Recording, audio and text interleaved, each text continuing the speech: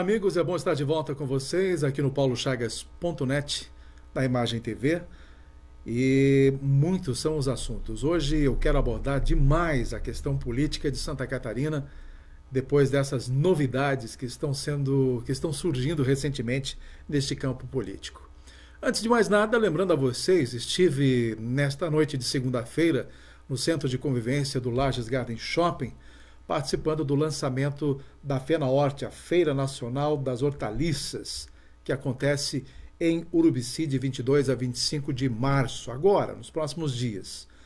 E lá estive, então, uma belíssima solenidade, muito bacana, comes e bebes e tudo mais. E quero ressaltar aqui também a oportunidade que o Lages Garden Shopping tem dado aos municípios para o lançamento desses eventos sem a cobrança de nenhum centavo, valorizando exatamente a participação coletiva das municipalidades diante de seus eventos. Eu lembro que em 2016 nós promovemos no Lages Garden Shopping, também nesse centro de convivência, o lançamento da Festa da Maçã e assim por diante. Então todos os municípios que tiverem alguma coisa nesse sentido poderão obviamente usufruir daquele espaço Lages Garden Shopping. E a FENAHORT então com uma programação bacana nos dias 22 a 25 de março, terá por exemplo o Felipe Duran na sexta-feira, dia 23, já no sábado, show com Nenhum de Nós e Charlie Brown Jr., depois ainda tem no domingo Fernando e Sorocaba. Só para deixar a dica para vocês, sem contar que ainda acontece o 45º Rodeio Crioulo Interestadual do CTG Campestre Catarinense. Então todo mundo em Urubici de 22 a 25 de março. Pessoal, antes de eu entrar exatamente nos assuntos que nós queremos abordar, quero lembrar a vocês que estou retomando os meus cursos de comunicação com uma nova roupagem. Antes eu trabalhava técnicas de inicialização em rádio e televisão, era um nome bastante complexo, mas hoje não. Hoje a gente trabalha simplesmente com o nome A Arte de Comunicar, um objetivo de tornar você o eu comunicador. É uma preocupação que eu tenho exatamente com os comunicadores, especialmente de Santa Catarina, que não tem basicamente uma assistência, digamos assim, pedagógica, com qualificação, com um trabalho de inicialização. A pessoa simplesmente tem voz e vai para o microfone e às vezes fala o que não deve e assim por diante. Então o objetivo dos meus cursos, que já temos aí um case de muitos anos, com mais de 200 alunos que passaram por diversos cursos, tanto em Lages como em municípios da região, nós agora estamos retornando o curso mais objetivo, mais compacto, mais dinâmico e assim por diante. Começamos então no próximo dia 13 em Campo Belo do Sul, depois no dia 20 lá em São Joaquim e no dia 27 vamos contemplar a cidade de Lages. Será numa terça-feira durante todo o dia, tá bom? Mas a gente vai falar mais a respeito disso em outras ocasiões. Normalmente a gente não fala muito os assuntos política, religião, esporte, e isso em roda de amigos para não criar nenhum problema de intriga ou coisa parecida, porque você sabe que sempre se torna uma questão polêmica você falar de política em grupos fechados, falar de esporte ou falar de religião e tudo misturado, então vocês imaginem, né? Mas eu vou deixar de lado a religião e vou falar do esporte e política no programa de hoje. O esporte, eu quero fazer uma referência e dar as boas-vindas às nossas leoas que estão retomando o seu trabalho e desejo muita sorte, muito sucesso nas competições que terão pela frente neste ano de 2018. E quanto ao nosso Internacional de Lages, minha gente, eu estou bastante temeroso diante do que nós temos visto nestas primeiras rodadas, nem as primeiras, já estamos no segundo turno, já teve a primeira rodada do primeiro turno, o Inter já estreou esse segundo turno, que foi a 10ª rodada, porque o campeonato é uma continuidade, não tem turno e nem retorno, mas a gente separa isso com turno e retorno. Então, na retomada das competições, na 10ª rodada, o Inter acabou perdendo de novo, embora tenha jogado melhor, tenha feito uma apresentação diferenciada de seu futebol, perdeu por 3-2 para o Avaí neste último domingo, jogando em Florianópolis. E o pior de tudo é que então, na situação que o Inter está, com apenas 7 pontos na última colocação, o Criciúma está na penúltima com 9 pontos, quer dizer, se o Inter tivesse vencido o Avaí, estaria com 10 pontos, mesmo assim talvez não saísse da zona de rebaixamento, né, naquela zona perigosa, mas estaria pelo menos à frente do Criciúma, que acabou perdendo para o Figueirense, o único invicto ainda desta competição. O pior de tudo é que os jogos que o Inter tem pela frente, vamos começar pelo jogo deste domingo próximo, o Inter pega a Chapecoense. E vocês sabem que a Chapecoense é a única equipe de Santa Catarina na Série A e está disputando ou disputou o Libertadores, vai disputar a fase de grupos da Copa do Brasil, tem uma equipe bastante qualificada e não vai ser fácil exatamente enfrentar. Eu lembro que no ano passado o Internacional acabou empatando em 0-0 com a Chapecoense aqui no Tio Vida, até fui assistir essa partida.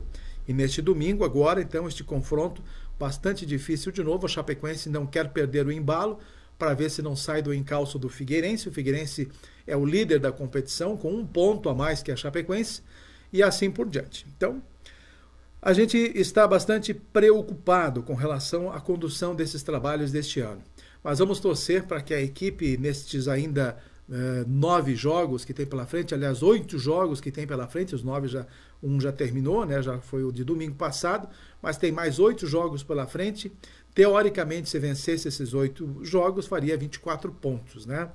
Mas é bastante complicada a situação do Internacional. Enfim, só vamos torcer para que ela consiga somar aí 8 ou 10 pontos para pelo menos não ficar na zona de rebaixamento e se manter na elite do futebol catarinense. A gente fica numa torcida enorme para que a equipe se recupere então na competição, tá bom? Fica dito então esses assuntos fora da política. Aliás, temos ainda a Festa do Pinhão, que já está bombando. A Festa do Pinhão já está sendo trabalhada, divulgada e já com alguns shows. O Jorge Mateus já é o grande atração nacional, a primeira já anunciada pela Gabi e pela GDO. E a Festa do Pinhão, então, já começa a se tornar assunto rotineiro nos veículos de comunicação aqui de Lages e da Serra Catarinense. Bacana. E ainda tem a escolha da rainha, que são os últimos dias de inscrição. Você pode se inscrever, então, na Fundação Cultural. Você, menina, que quer participar do concurso, né?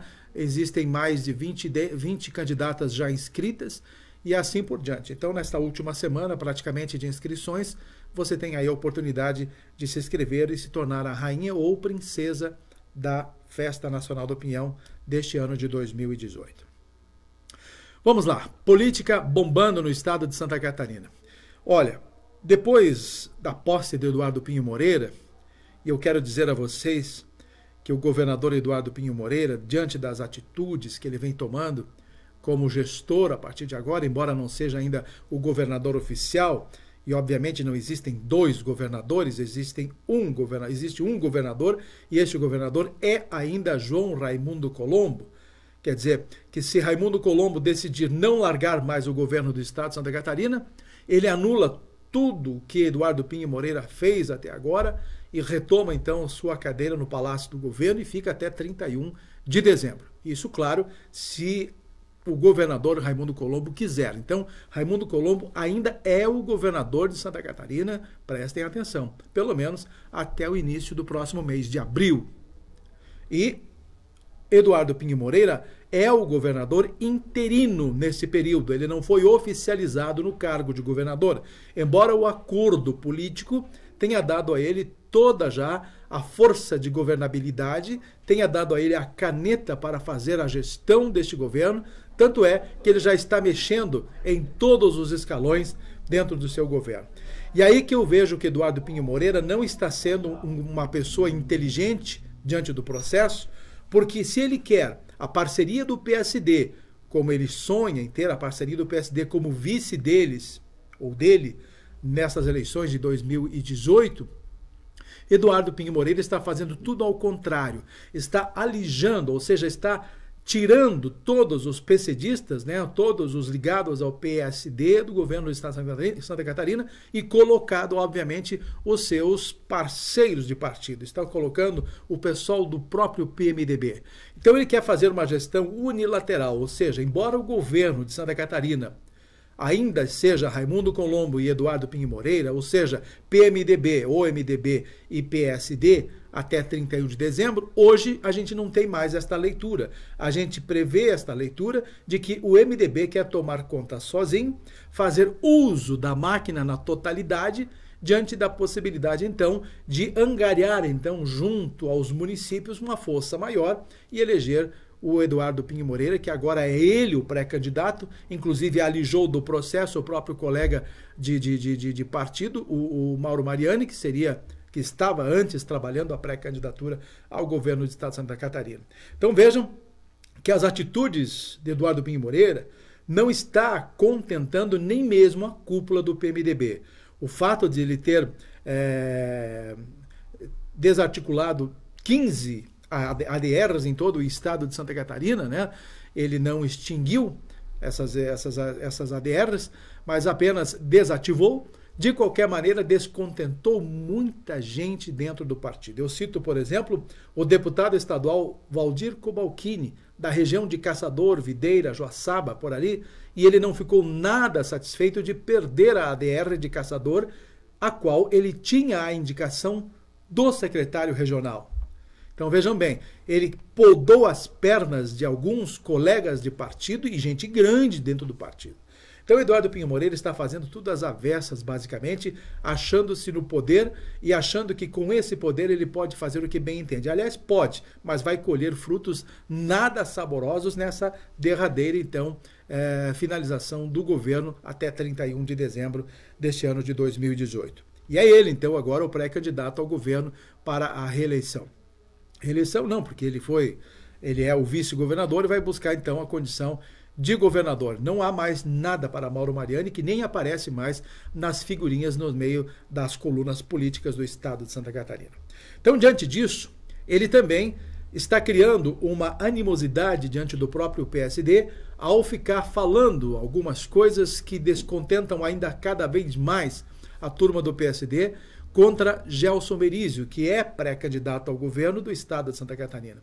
Então ele nada aglutina com o que vem fazendo, pelo contrário, está criando uma separação cada vez maior desta pequena possibilidade ainda do PMDB e PSD serem parceiros nas eleições de 2018.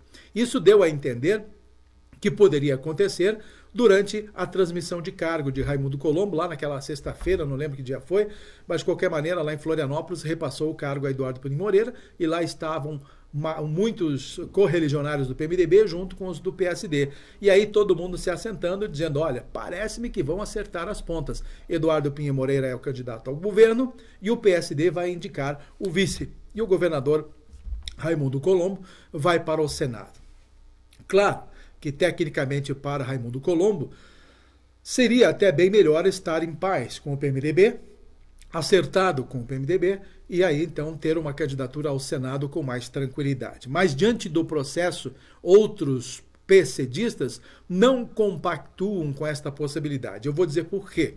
Nesta segunda-feira que passou, o deputado federal Esperidião Amin declarou oficialmente que ele é também pré-candidato ao governo do estado de Santa Catarina. E quem é que estava presente lá, dando todo o suporte, dando todo o apoio? O PSD. Estava lá Gelson Merizio, estava lá Paulinho Bornhausen, que é do PSB, também dando respaldo a essa iniciativa. Deu a entender também que estes partidos hoje, o PP, PSD, PSB principalmente, já estão alinhados diante de uma proposta de candidatura para o ano de 2018. Só não se sabe ainda, e parece que ficou mais ou menos acertado, quem será o candidato na cabeça de chapa. Até porque eles querem trazer para si a participação do PSDB, dos tucanos, com Paulo Bornhausen, aliás, com Paulo Bauer. E Paulo Bauer é também pré-candidato ao governo do estado de Santa Catarina. Eu acredito, então, que se conseguirem fazer essa tríplice aliança de PP, PSD e PSDB e ainda com o apoio do PSB, bom, é muita sigla, vocês até estão entendendo, mas é por aí. Eu estou dizendo elas bem certinho para vocês. Mas se houver, então, uma conjunção de todas essas siglas, será realmente uma chapa extremamente forte e com grandes chances de ganhar o governo do estado. Agora, Esperidião Amin se condicionou como pré-candidato, assim como Gelson Merizio, assim como Paulo Bauer, como tucano. Aí o alinhamento ficou da seguinte forma: quem estiver melhor na opinião pública, lá adiante, perto das convenções, vai ser o cabeça de chapa. Aí então se decide se vai ser Esperidião Amin o cabeça de chapa, se vai ser o Gelson Merizzi o cabeça de chapa, se vai ser o Paulo Bauer o cabeça de chapa. Né? Vamos analisar que Paulo Bauer ou o Gelson Merizzi estejam eles lá na frente. Né? Então ficaria Gelson ou Paulo Bauer de cabeça de chapa e Esperidião Amin, juntamente com Raimundo Colombo, seriam os candidatos ao Senado. Ficaria realmente uma chapa bastante interessante. Ou senão, o Paulo Bauer volta a concorrer ao Senado com Raimundo Colombo e também daí o PP talvez indique o vice da chapa de Gelson Merizzi e assim por diante. Então é uma salada que ainda vai ser temperada nesse decorrer desses meses daqui para frente, mas poderemos então ter algo bastante interessante nessa campanha política de 2018. Neste mesmo encontro, lá em Florianópolis, o Silvio Drevec, do PP, foi eleito, então, o presidente da executiva estadual do Partido Progressista. Foi nesse dia, então, que o Amin lançou a sua pré-candidatura. Gente, ainda voltando na questão do MDB, eu quero tocar na ADR, no assunto ADR, aqui na cidade de Lages. Na semana que passou, eu ouvi, ou li, ou sei lá, assisti, alguém disse que há uma possibilidade de Solange Pagani Escorteganha, que é hoje secretária regional, também da desativada, ou não é mais secretária regional, porque a ADR de São Joaquim foi desativada, e que a Solange poderia assumir a Agência de Desenvolvimento Regional aqui da cidade de Lages. Está aí mais um contrassenso. Voltando antes à questão do PSD, se Eduardo Pinho Moreira quer manter essa comunhão com o PSD de Raimundo Colombo, uma das praças que ele não poderia mexer, obviamente, seria a cidade de Lages. Agora, se ele colocar um MDBista na ADR de Lages, é porque ele não quer, basicamente, nenhuma conversa mais com o PSD.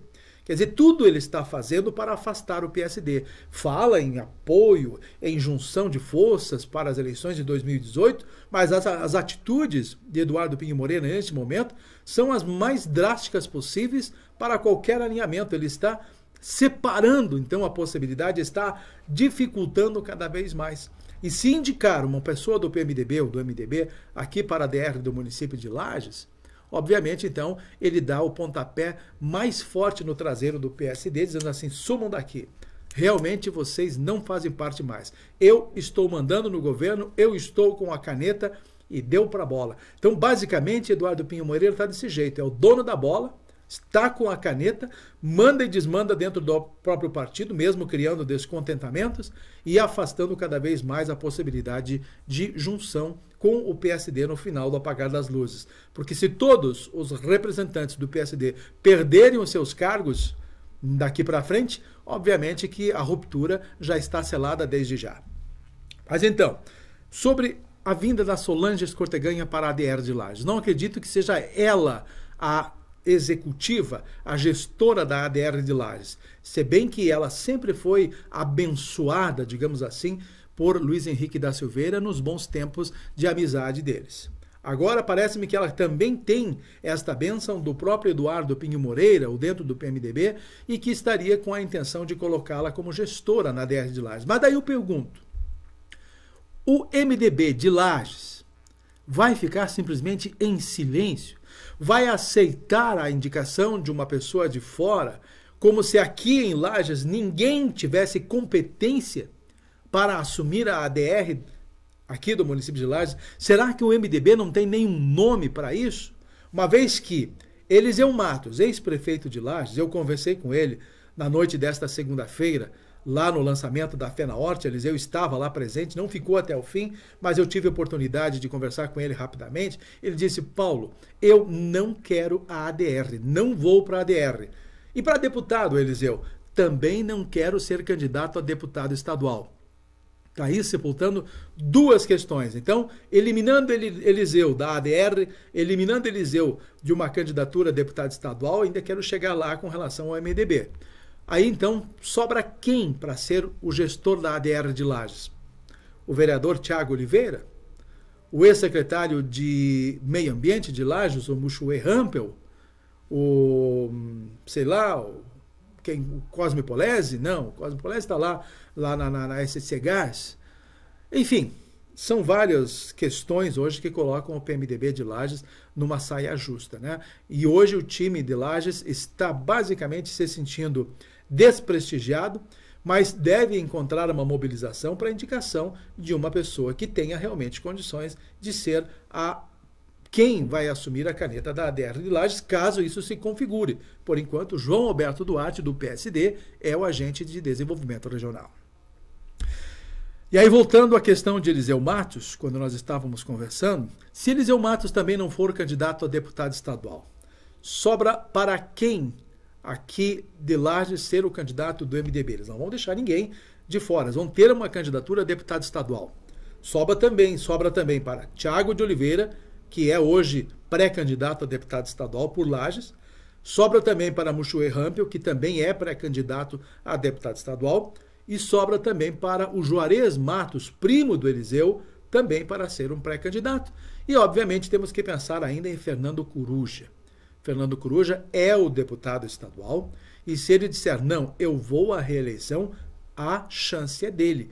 A vaga de candidatura ao deputado estadual de Santa Catarina é de Fernando Coruja. Agora, se Fernando Coruja, que até agora tem dito que talvez não assuma a pré-candidatura, que pretende se aposentar da vida política, eu então imagino que um desses três, o Juarez, o Thiago ou o Rampel, vai ser o candidato a deputado estadual.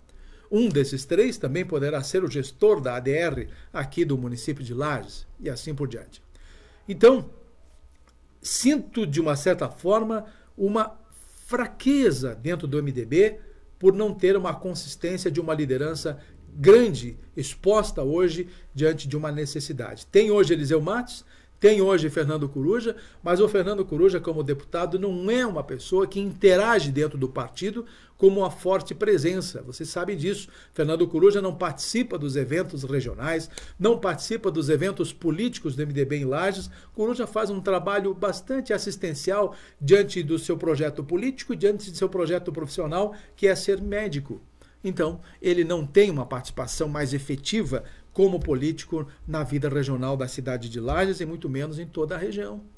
São coisas que nós temos que avaliar nesse sentido. E aí, então, ainda mais, na conversa com o prefeito Eliseu Matos, então, Eliseu, o que você pretende fazer para o seu futuro político? Olha, Paulo, eu quero cuidar das minhas coisas pessoais. Eu tenho alguns negócios, eu tenho a minha família para cuidar, né? Os meus filhos estão numa fase bastante decisiva, porque estão virando adolescentes. Eu preciso dar uma atenção para eles. E eu vou me preparar para ser candidato à Prefeitura de Lages em 2020. Este é o projeto de Eliseu Matos. Apenas se preparar para ser candidato à Prefeitura de novo, concorrer com o Seron, concorrer com Gabriel Ribeiro, caso seja ele, caso o Seron desista de ser o candidato a prefeito, porque o Seron sempre disse que não pretende buscar a reeleição.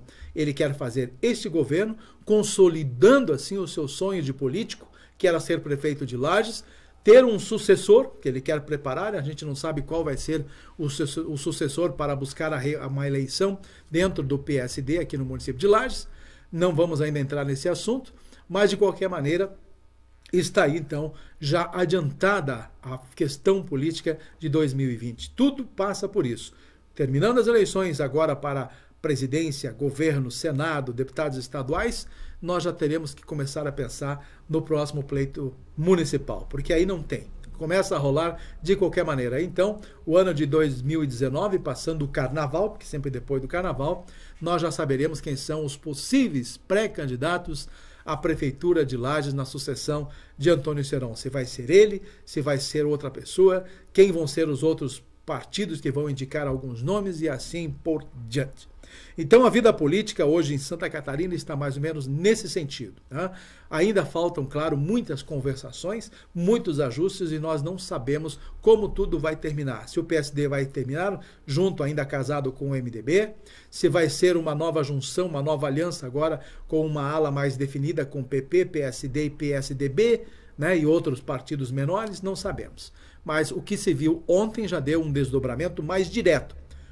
Merizio não se junta com o MDB. Está aliado com a mim, custe o que custar. Nem que seja para ser vice ou nem que seja para ser qualquer outra forma de candidatura diante dessa perspectiva eleitoral de 2018.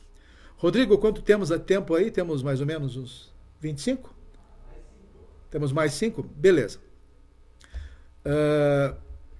Eu estava falando com vocês a respeito do Lages Garden Shopping quando lançou a FenaHorte na noite desta segunda-feira. Pois o Lages Garden Shopping, a gente tem observado o fenômeno que está acontecendo no entorno dele. Muitas lojas estão hoje entrando no Lages Garden Shopping. Há uma aposta muito grande ainda, porque ainda está naquela fase de maturação. Mas diante dessa perspectiva de maturação, já estão lá novos gestores, novas pessoas ligadas ao marketing. Eu tive a oportunidade de conhecer uma delas nessa noite de segunda-feira, a Júlia, que está ligada ao marketing. Quero conversar com ela, já temos inclusive um horário agendado e assim por diante. Mas a perspectiva que se dá em torno do Lages Garden Shopping não é apenas a visitação da população a um shopping. Eu estou me referindo ao crescimento no entorno do shopping. Vocês já deram conta, ou se deram conta, de quantos loteamentos foram iniciados a partir da instalação do Lages Garden Shopping? Até o ano passado eu contava 9, pois já são 12 os loteamentos, se não me engano, 11 ou 12 loteamentos gigantes no entorno do Lages Garden Shopping. A cidade de Lages, dentro de mais ou menos uns 4, 5 anos, né, em permanecendo toda essa estrutura, estará toda hoje direcionada para a saída de Florianópolis, lá para o bairro Bates, para o Vila Marisa, enfim, aquela região de saída com a BR-282 para Florianópolis. Há uma necessidade, talvez, de repensar até futuramente aquele trevo que tem em frente ao Lages Garden Shopping. Hoje, para você chegar ali, ontem eu estava indo, inclusive, para participar da FenaHorte, o movimento de chegada só naquele trevo para acessar o Lages Garden Shopping, talvez tenhamos que ter futuramente uma opção de entrada diferente, por um outro lado, lá para o lado do Vila Marisa, ou seja como for, está bastante difícil o acesso, é bastante lento, bastante carro, entre outras coisas.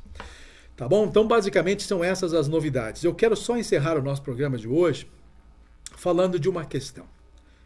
As rotatórias, a cidade de Lages está começando a implantar uma ou outra. Eu sou a favor de que haja um planejamento e que retire no mínimo 50% desses semáforos em troca dessas rotatórias, porque alivia o trânsito, ele flui mais rapidamente e a mobilidade urbana desses veículos começa a se tornar mais acessível, né? Porque hoje você para uma quadra, na outra quadra tem sinaleira, na outra tem sinaleira, e elas estão todas hoje, não estão ajustadas, né, para poder abrir uma depois da outra e tudo mais, você acaba parando de quadra em quadra, o trânsito é engessado na cidade de Lages.